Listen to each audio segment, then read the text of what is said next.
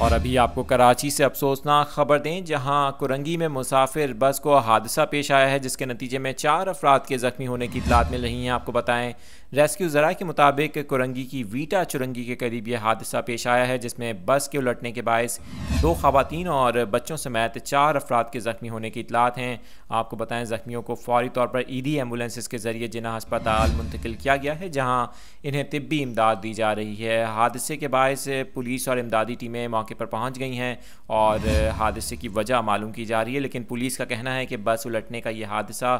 तेज़ रफ्तारी के बायस पेश आया है, जिसमें ड्राइवर बस की रफ्तार पर काबू ना रख सका और बस तेज़ रफ्तारी की वजह से उलट गई और इस नतीजे में अब तक 4 अफराद के ज़ख्मी होने की इतलात हैं, जिन्हें अब हस्पताल मुंतकिल कर दिया गया है।